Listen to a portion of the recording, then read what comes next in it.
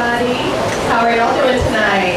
Everybody good? What about up on the patio? How are y'all doing tonight? Pretty good? Can you hear me up there? Right on, right on. All right, so welcome to Texas NORML's open meeting. If you're familiar with Texas NORML, then you know that our mission is to move public opinion to achieve the repeal of marijuana law so that adults can consume recreational or medical cannabis as they please. It's a good cause. Also, just so you know, we're an educational nonprofit and we have no paid employees. We're completely volunteer run. So everything that you see us accomplish is done by our lovely volunteers, so give them a round of applause. My name is Jack Stable, and I'm the Deputy Director, and there are a couple other board members here tonight as well. If you look back at the table over there, we've got Cheyenne Weldon. She's our new Executive Director. Everybody give her a round of applause. We've also got Dave over there. He helps us with planning events. He's awesome. We've got Bianca, our new volunteer coordinator. Lori helps us with merchandising. Y'all got a long list. It's a long list. I got Rick up here. He's our historian. And then over here we've got Dave. He's our veterans liaison. We also have Vincent Lopez here tonight. He's our director of patient outreach. So if you see any of those people, feel free to say hello and ask them any questions that you feel like picking their brain about. Also, if you look back over there, you'll see our table. You can find educational information over there, activist training guides, ways to become members. In addition, you can find all of our merchandise there. And we take cash and credit card and check. So come on up. All those funds go directly to the nonprofit to do printing of materials, all that good stuff. So let's go ahead. Oh, and also there is an email list up there. We send out a monthly newsletter, and that will tell you what's been going on nationally and locally in the last month, and it will also give you a list of all the upcoming events with links to all of like how to get tickets, etc. All right, so let's start nationally. The Department of Justice has really been making a lot of news recently. It's been really mostly good news. Attorney General Eric Holder announced during a speech before the American Bar Association that the Department of Justice will no longer list drug quantities on indictments of certain low-level drug offenders. This will allow a defendant who lacks ties to gangs, violence, large-scale drug trafficking organizations to avoid those harsh mandatory minimums. Yes, so he has basically advised them if there's no violence or organized crime involved, don't list the amount. We don't want mandatory minimums. They are actually harmful, and I think that's a really important step that the Department of Justice is taking towards it. Also, in a memo to U.S. attorneys in all 50 states, Deputy Attorney General James M. Cole directed federal prosecutors to focus on the 8 areas of enforcement rather than spending time targeting individual users. So what that means, let me explain, is instead of going after someone who perhaps just has an eighth of cannabis on them, instead they want them to focus on people who are distributing to minors, growing marijuana on public lands. They want to keep pot out of the hands of the cartels and gangs, and they want to prevent marijuana from crossing state line. So as long as you're not doing those things, they're feeling like it should be not focused on. I'm sorry, a little break right there. I'm all decongestinated up here. So many allergens floating around. Also, a senior Department of Justice official said that financial institutions and other enterprises that do business with marijuana shops, which are in compliance with state law, are unlikely to be prosecuted for money laundering or other federal crimes. This is a reversal of their previous stance. Before they said if you did any business with a cannabis business that you could be charged with federal money laundering. So now they're actually reversing that decision. So that's 3 big statements in 1 month from the Department of Justice. So those are really big deals. It's not a change in policy or a change in law. Let's remember that these are memos and guidance and statements. So it's nothing hard and fast But this is the guidance that prosecutors are supposed to be listening to. So it's good to know that these are the statements that their superiors have made. So we also had some coverage about those issues locally. As you may know, our police chief is Art Acevedo, and he came out in support of Holder's stance. He says, and I quote, "I think if you talk to a lot of my colleagues around the country, most of us feel that addicts who are addicted to drugs aren't the ones poisoning our kids by being big dealers on the street.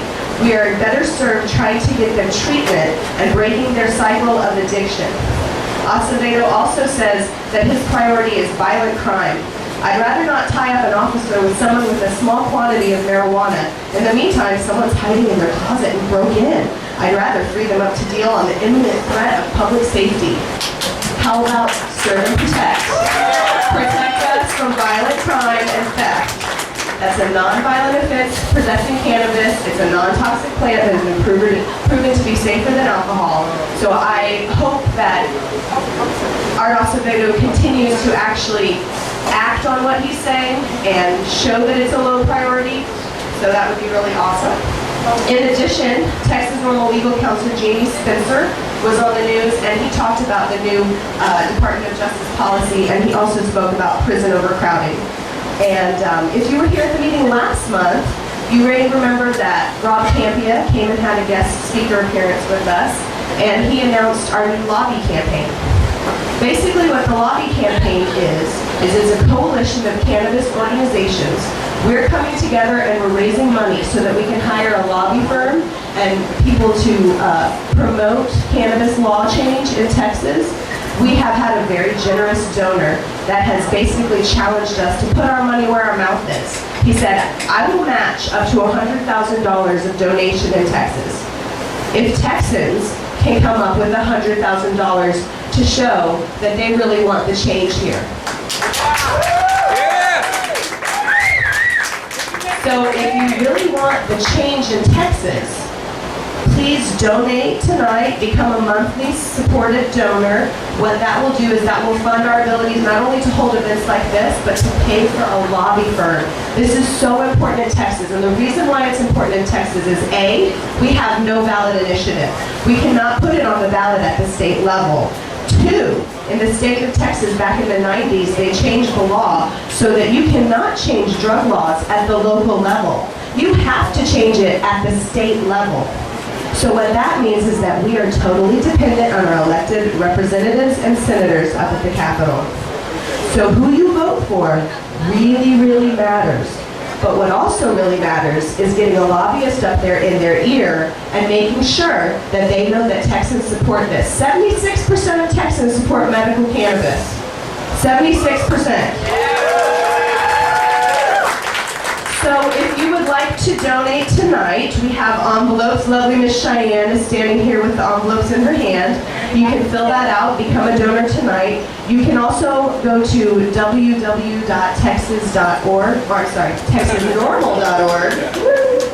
And if you go there, you'll find a lobby link. You can click there and you become a monthly donor. Now the reason that's really important is because we need to know what we can budget for. We need to know what we can rely on. You see PBS all the time, become a monthly donor. Maybe you get sick of hearing that. But the fact of the matter is those monthly donors tell us what we can plan for.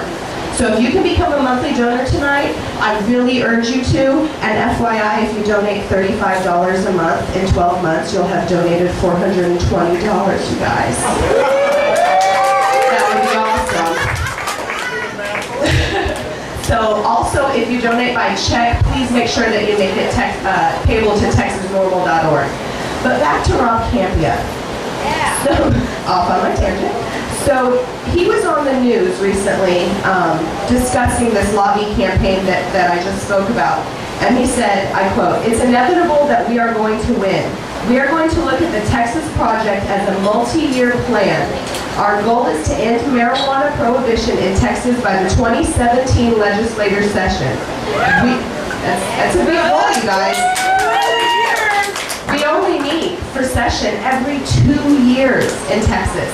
And they are only in session for like 4 months. So we really have to make sure when the time comes to hit it hard. And that's another reason that you should join the email list, because we'll send alerts whenever the legislative session is on, with scripts to call your representatives and senators with times when the hearings are going to be taking place, with actions that you can do that are going to directly affect change on cannabis law in Texas.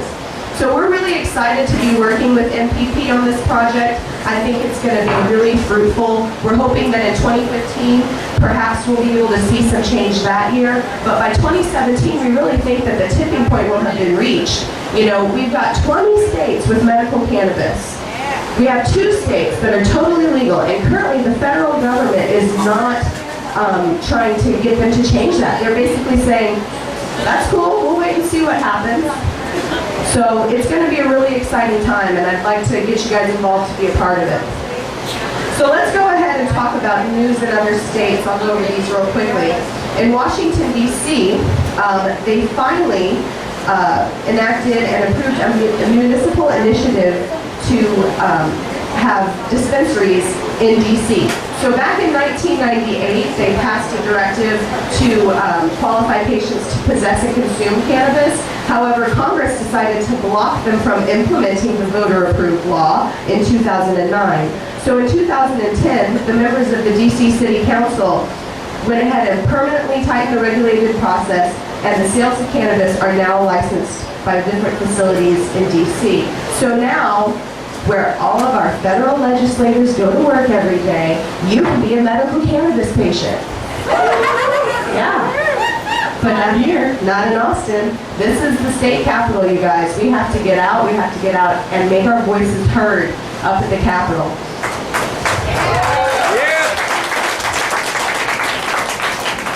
So in Sacramento, California, the annual number of misdemeanor drug arrests have fallen by 50%. 50%, you guys! Is that crazy? I would love to see that happen here.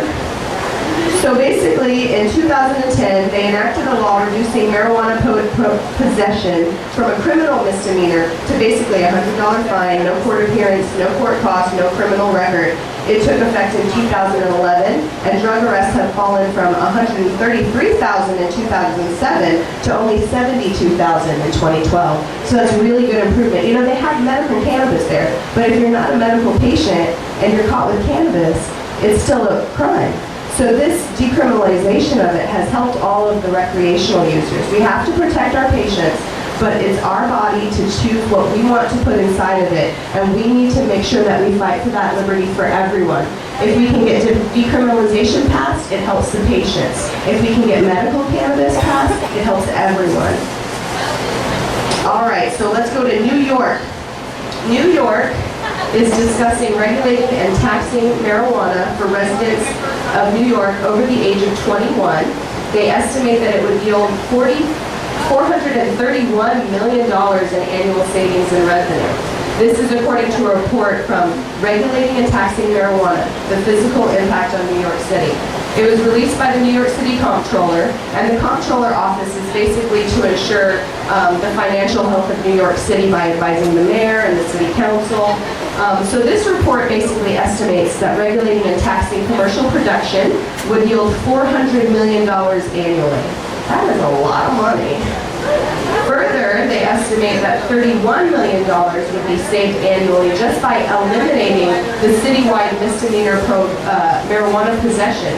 So in recent years, they've had almost 50,000 arrests per year, and this is largely a result of law enforcement's aggressive stop and frisk tactics, which you've probably heard a little bit about on the news.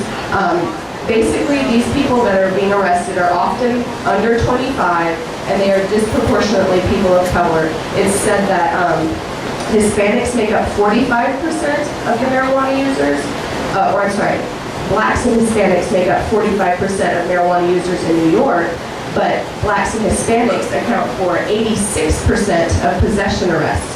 So you can see it's disproportionate. Whenever use is equal among the races, and you see, you know, for every one Caucasian person, there's 4 African Americans. For every one Caucasian person, there's 2 Latinos in jail. That's the new Jim Crow law.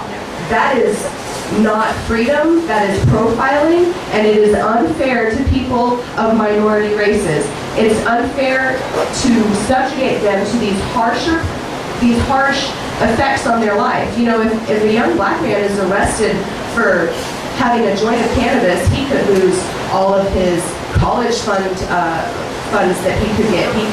He loses the opportunity at betterment for his job in his future in his life. So it's really important that we realize that it affects blacks and Latinos so much so that they have actually come to us, and we have gone and done meetings with NAACP in San Antonio and in Austin and talked about the new ACL report that recently came out that said that one of the counties here in Texas, for every one Caucasian arrested, there are 34 African Americans arrested. That is a crazy statistic, you guys. Unacceptable. We have to change the laws. We have to change the laws. Okay, real quick. Salem, Oregon. Oregon voters have finally approved Oregon voters approved a statewide initiative in '98 that mandated state lawmakers to allow physicians to authorize qualified patients to consume and grow cannabis. However, the law did not provide for legal protections for the outlets that wish to dispense these substances to the patients. So basically, there's an estimated 200 unlicensed cannabis dispensaries in Oregon, and they service 57,000 people. So basically, they're signing into legislation a law that would actually establish dispensaries so that patients can know what's in their cannabis, so that it can be tested, and you can actually see how much CBD, how much THC, what would you use it for? Is it an indica? Is it a sativa? Was it organically grown? So these are all things that dispensaries ensure for us. All right, so in Bozeman, Montana, the passage of medical cannabis laws is associated with a reduction in public consumption of alcohol, and therefore there are fewer incidents of alcohol-related traffic fatalities. This is according to data published in the Journal of Law and Economics. The authors write, using an individual level data from the behavioral risk surveillance system, we find that medical marijuana laws are associated with a decrease in probability of an individual having consumed alcohol in the past month, having binge drank, or the number of drinks that they consume. So basically they're saying if you smoke cannabis, you probably don't drink and drive a lot. So I think we all know that, like, we don't go out and get really drunk and drive, right? Because that's irresponsible. Don't do it. Take a cab tonight if you need. All right, so let's talk globally. We've got Lyngby, Denmark. This is following on the tails of that report I just read about marijuana laws decreasing drunk driving. In Denmark, they have found that a driver's risk for being severely injured in an accident is highest after having consumed alcohol alone, resulting in a blood alcohol test above 0.08. According to the findings of a population-based case control study published online in Accident Analysis and Prevention Journal, investigators rank the risk of driving and being severely injured from highest to lowest. So the highest rank is if you're consuming alcohol and you're over 0.08. The second most risky category was various drug combinations. So if you're on methamphetamines or opioids and you mix those together. Hey, puppy. And then the medium risk was if you had a blood alcohol above 0.5 and if you mixed it with a benzo. And then the least risky is while driving under the influence of cannabis. So when you drive under the influence of cannabis, you are less likely to be fatally injured or seriously injured in a wreck. In addition, whenever you smoke cannabis, there's less likely to be more wrecks that are drinking related. So those are two good studies back to back.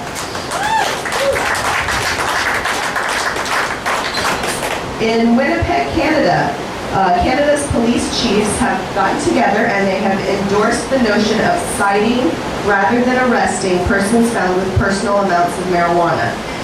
So the Canadian Association of the Chiefs of Police voted overwhelmingly in support of the proposed policy change at its annual meeting last week in Winnipeg. The current process, they say, of sending simple possession of cannabis cases under the Controlled Drug and Substance Acts to a criminal court is placing a significant burden on the entire justice system from an economic and resource utilization perspective. So they're just saying what we know is a waste of time and money to prosecute nonviolent offenders. And then in Haifa, Israel, there's another study that has basically confirmed what we have known for a long time. The consumption of cannabis is effective in treating symptoms associated with cancer and conventional anti-cancer therapies, such as nausea, weight loss, pain, and fatigue. This is according to the journal Evidence-Based Complementary and Alternative Medicine. So those are the few highlights that I wanted to talk to you guys tonight about national, locally, and in other states. And what I'd like to do now is I'd like to introduce our guest speaker for tonight. His name is David Bass. He is a veteran, and he is our Veterans Liaison. He's a hell of a guy. Come on up, Dave. Yeah!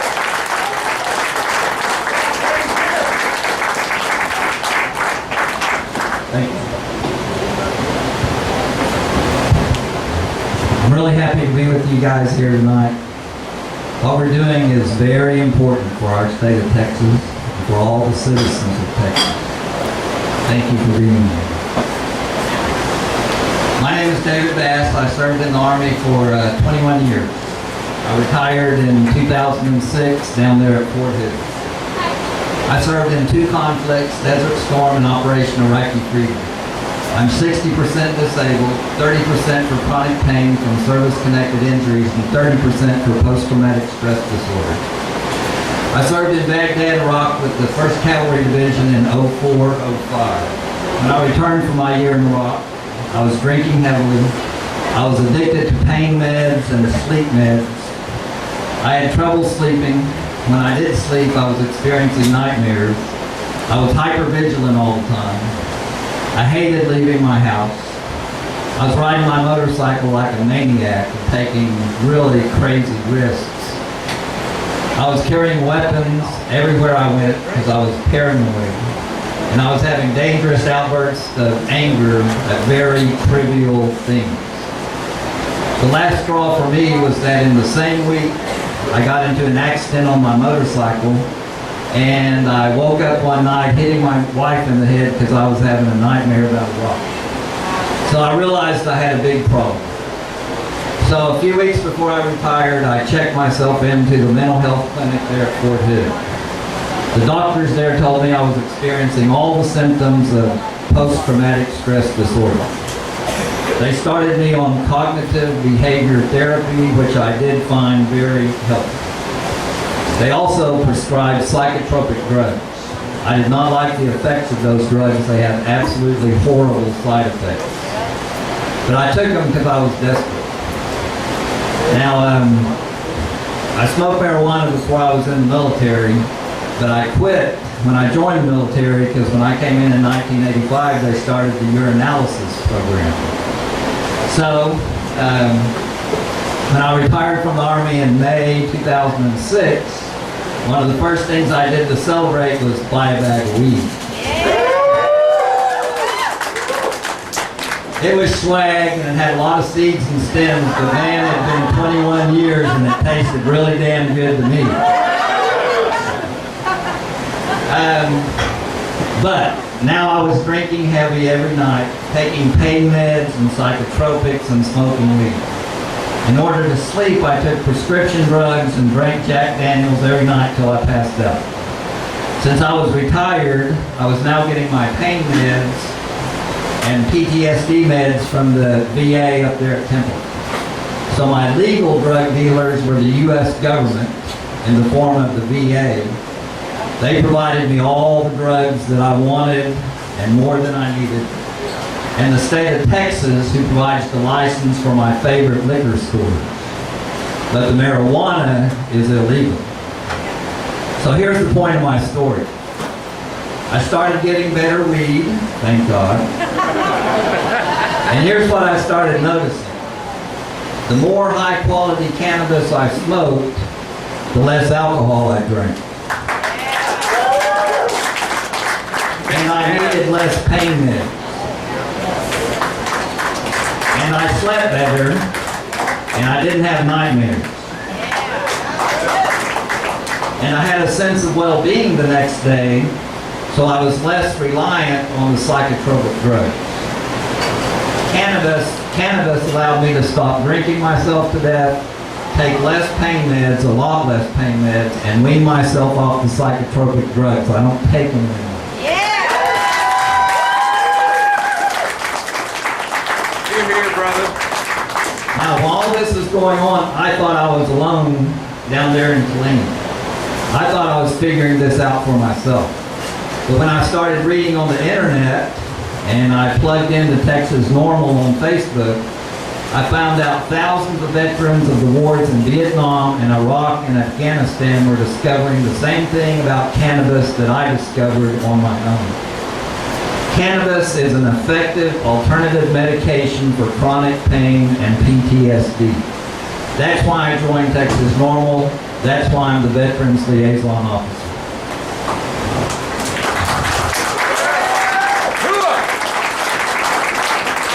I know that we all agree that it's a terrible injustice for our veterans who are using cannabis in Texas as an alternative medication to addictive pain meds and psychotropics that have to fear having their lives ruined for being arrested for using cannabis. What can we do? First, thank you for being here tonight. Just being here with TXNORML is the most important action you can take. NORML and other pro-legalization organizations are rapidly gaining strength in Texas. If this is your first time to be with TXNORML, please raise your hand. See, new people all the time. Welcome. That's because citizens like you are standing up for justice. That's why we're here tonight. Second, we must all continue to contact our state legislators and tell them why we believe cannabis should be legal in Texas. We all have different experiences and backgrounds and testimonies, and they need to hear from you so that our legislators understand that the majority of Texans believe that cannabis should be decriminalized, that cannabis has proven medical benefits, and that the time for putting Texas citizens in prison for possessing and using cannabis is over.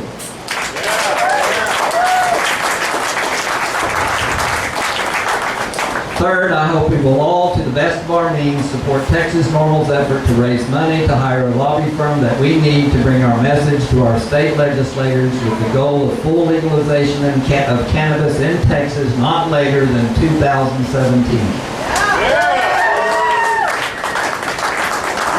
Thank you for supporting our veterans. Thank you for supporting TXNORML. Thank you for being here tonight. It is an honor for me to be with you. I have found my people. Thank you.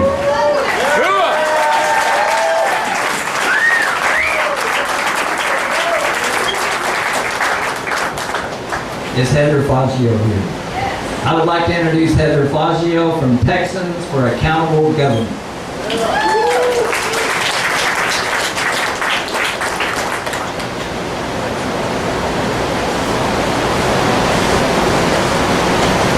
Can we hear it one more time for Dave? Stand up for himself. Obedience in action.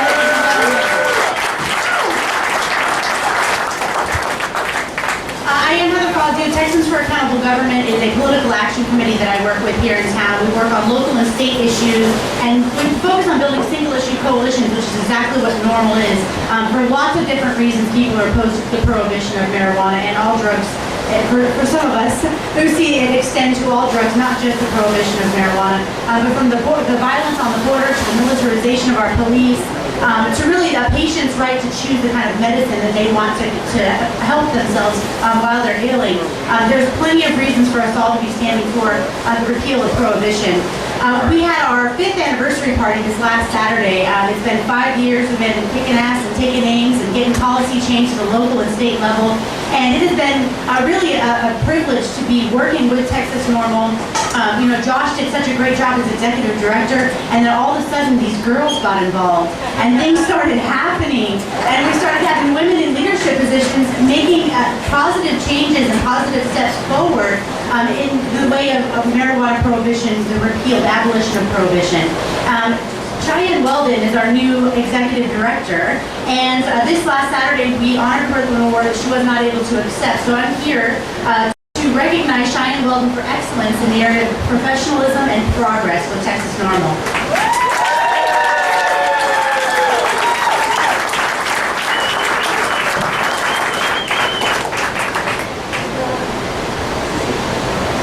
Thank you, Heather. Again, I seriously apologize for getting overwhelmed and not making it to the party. I had no idea that, of course, you guys were still going to be really serious and not just partying.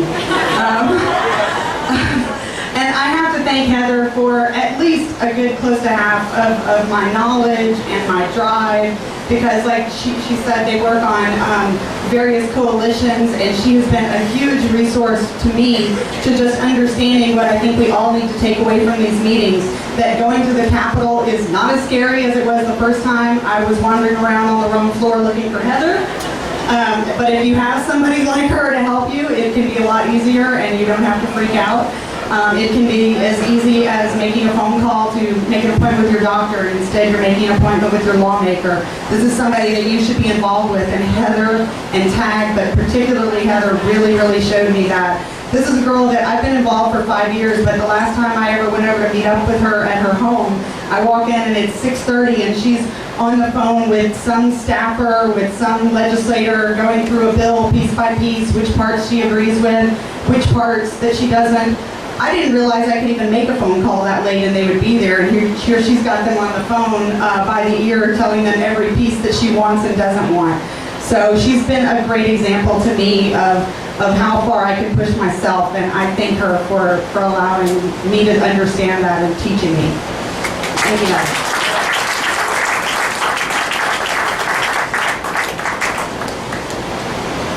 All right, I just want to remind everyone here tonight that your representatives and your senators are paid to represent you. Tell them what you want them to do. If you don't tell them, they don't know.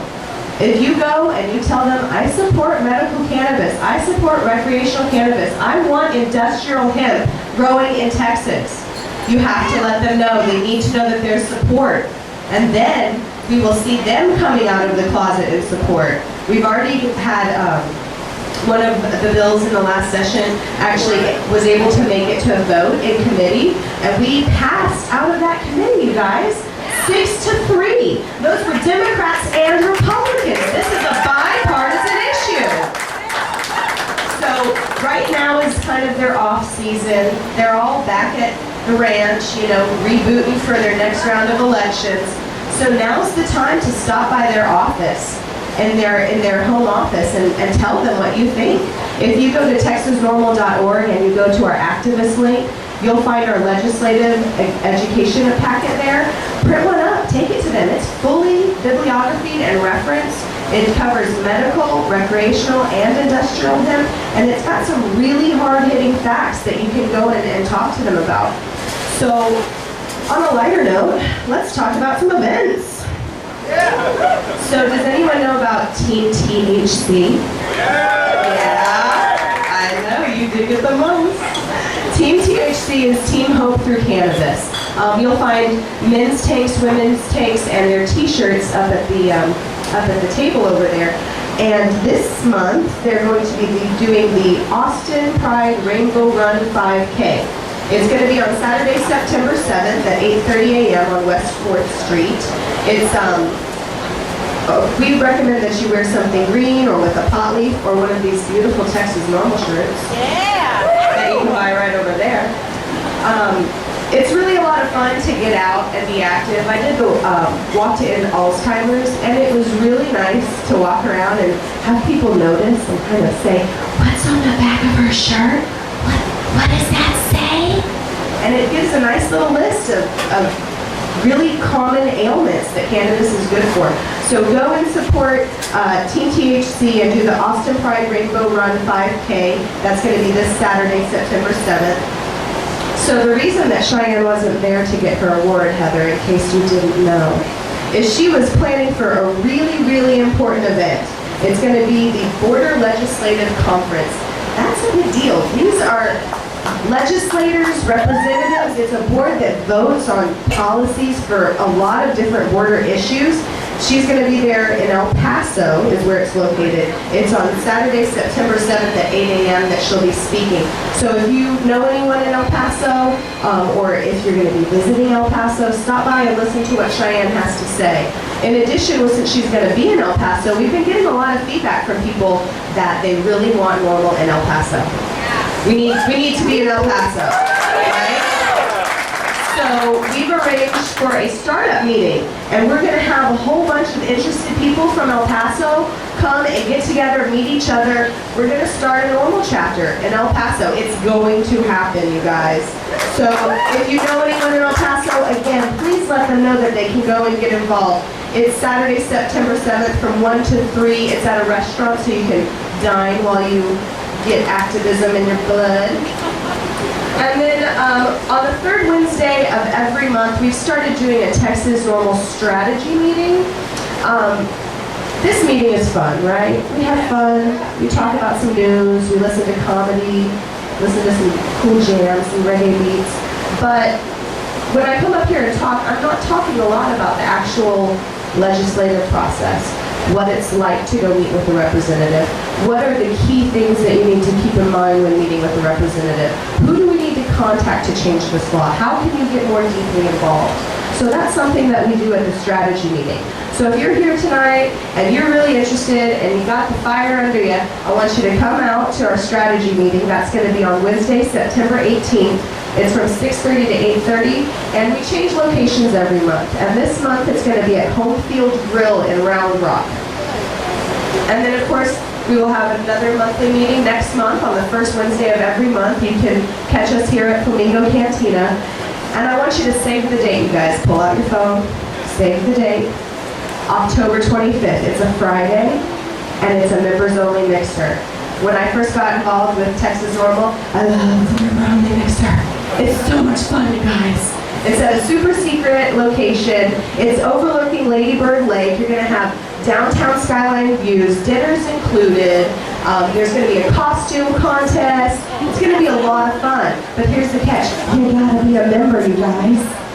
Go become a member tonight. Get a t-shirt, become a member, support us. Keep an eye out for more details. We'll have a link up on the site soon so that you can purchase your tickets. So save the date, October 25th from 6 to 11 p.m. Minutes from downtown, beautiful views, dinner, date, and dining. Oh, it's going to be fabulous. So if I said too much and you can't remember it all, we have it written down up at the table. It's a list of all of our events and the links that you can go to find more information about them. So please, if you have a moment, stop by our table, say hello, sign up for our email list so you can start getting our legislative updates and our monthly newsletter. If you're a veteran or if you have a veteran in your family, we recently got a new button, a new pin for your shirt. It's supporting our troops, so go check that out. We also have lots of beautiful shirts that you can either purchase here, or if we don't have the size or style that you want, you can purchase online at our merchandise shop at www.texasnormal.org. And last but not least, we got a YouTube channel, y'all. I see your YouTube right there. All right, so go and like our Texas NORML YouTube page. That's TX, no space, NORML. So we're going to take a nice little break. See you people up on the patio, and we'll be back down here for some comedy in a few minutes. Thanks for coming, everybody. Thanks for your support. Appreciate it.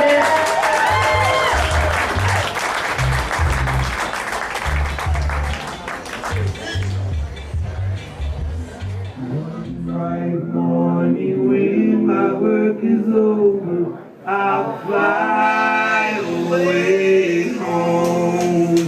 Lord, one bright morning when my work is over, I will fly away home. One bright morning when my work is over,